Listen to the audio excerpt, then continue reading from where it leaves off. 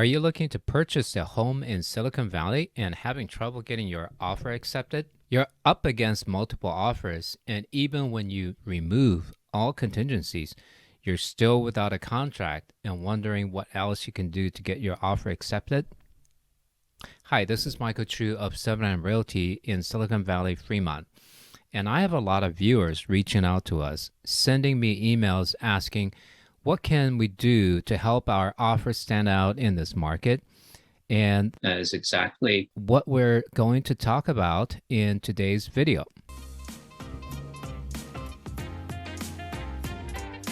So I'm part of a mastermind group of 925 real estate professionals that sells 1 out of every 8 homes in the United States.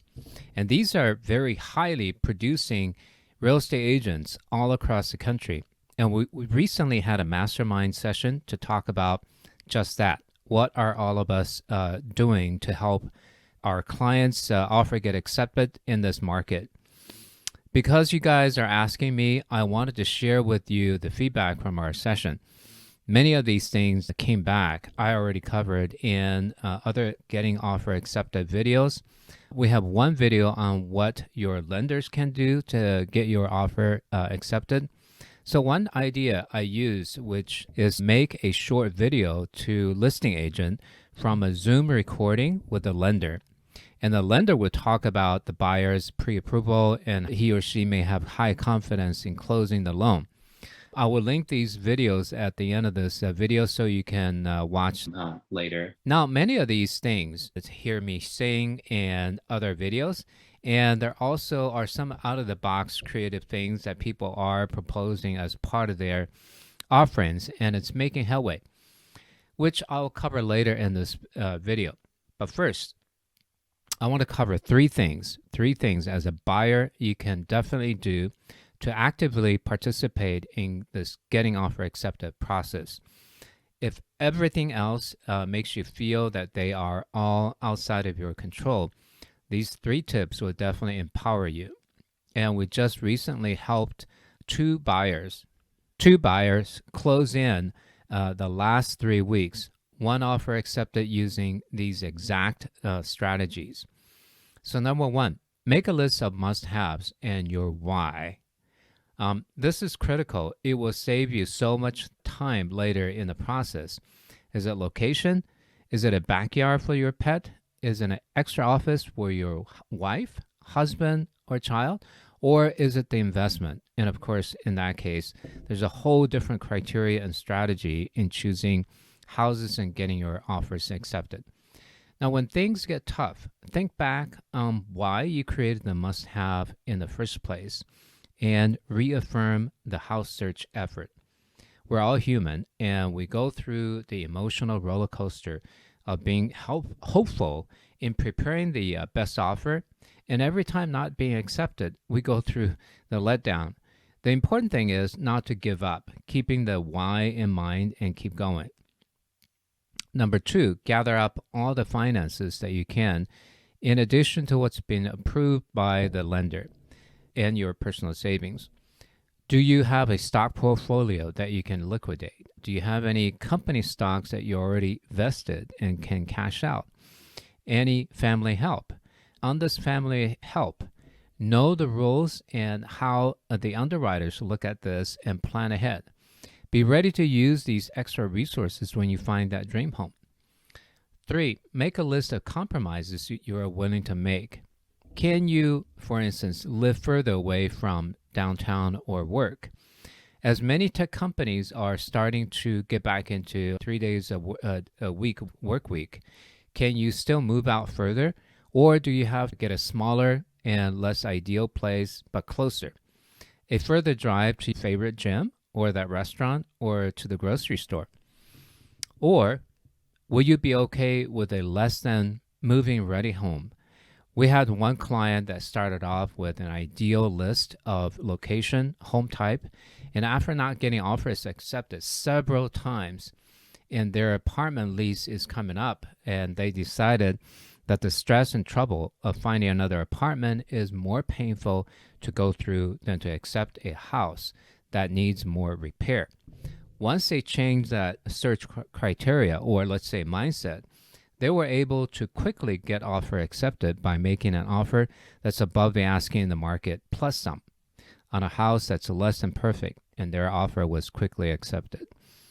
Another client was willing to go to less than ideal in their home requirements because they wanted to build equity. So they were sacrificing now with less space than wanted, and to get that, they ended up with a smaller space just before the interest rates start to hike up, and they're happy. And another client who's a cash investor, they decided to buy in a lower price market than the immediate surrounding area. These are all different strategies based on each individual situation.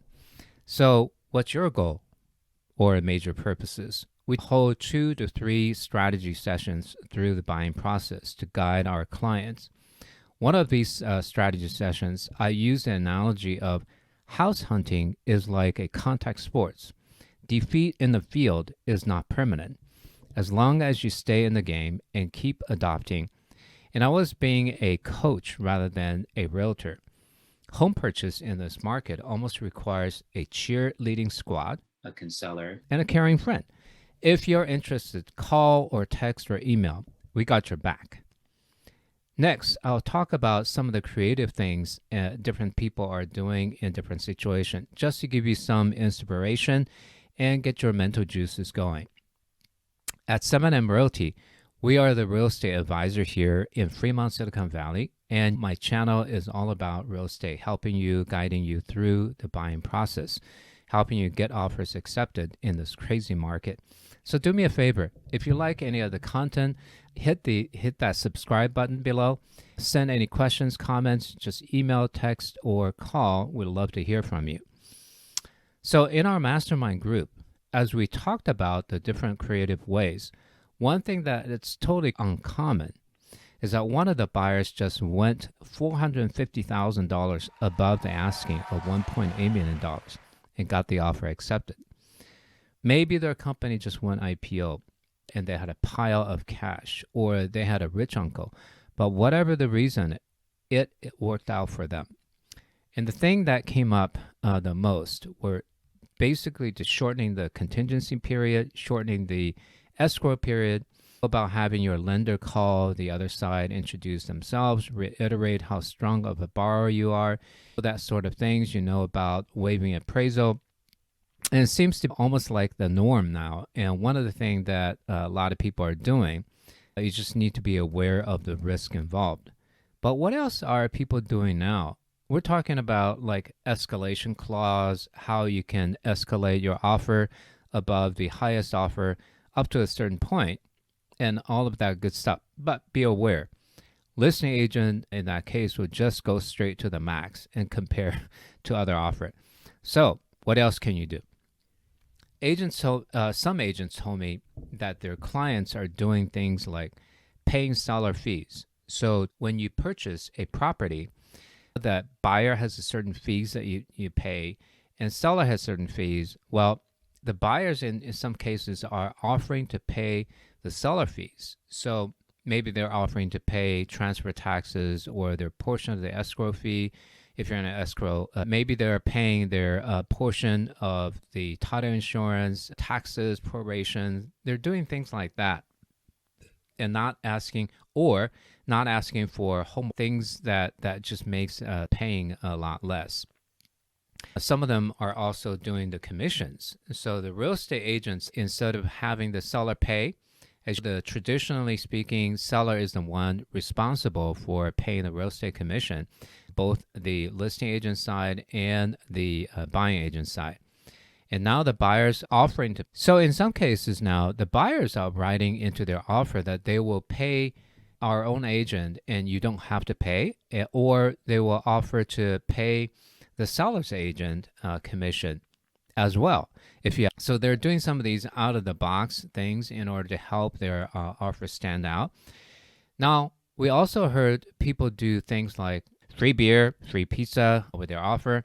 Now, that seems a little bit crazy, but if it can help your offer stand out, Well, maybe you're walking through someone's property and you notice they're beard lover and that sort of thing. And you start writing these things into the offer, and that might work. So the offer would be like, my client is willing to do free pizza and free beer. We actually had someone telling me that their buyer offered free pizza and beer for a year to the agent on the other side. I also had an agent in my market offering free veterinarians for a year if they chose their offer. So if the seller is a pet lover and you knew that and you happen to be a veterinarian, you could offer those services so they could do this out-of-box kind of thing to help you stand out. Now, I know many of you are looking at this going, oh, that's crazy. Like, I'm not going to do any of this. I don't have it, or I can't do it. Any of these additional things. In addition to waiving my appraisal and offering over the asking price. And if you can get an offer accepted without using any of these ideas, and that's completely okay. But if one of these, if you're one of these people who can't get offer accepted right now, and you're competing and you're tired of losing out all the time, some of these things that might want to be considering to help your offer stand out in this environment. And another one that can come up that we talked about in other video is buyer presenting their offer in person. Now, I realize in many of the markets, a lot of the real estate agents are allowing you to present your offer in person. But as a buyer, it's something that you should have your agent ask the other side if they're willing to do it. It allows you to sit down with the seller, negotiate face-to-face, and in a market where you don't know what the other side is thinking in a lot of ways. You don't know what is going on, and a way to help your offer stand out. Now, in addition to your agent should be calling the other side to find out what's important to the seller. We've talked about that in many of the videos, but it's important, right? You want to know what's important to the seller. Do they need a longer term escrow, maybe a free rent back? Do they need something specific in the offer that you can write in there? Initially, maybe when the other offers are not doing that in order to help your offer stand out, again, you will have to do something to win in this market. So there's no clear-cut example that anyone could give you that's going to work every time. But using some of these in addition to writing a clean offer up front could help you stand out and could get your offer accepted. So hopefully that is helpful to you. But if you have any additional questions for me, reach out to me directly. 7M here, 7M Realty here, continues to helping all buyers succeed in home purchases in Silicon Valley, and let's make it a great day.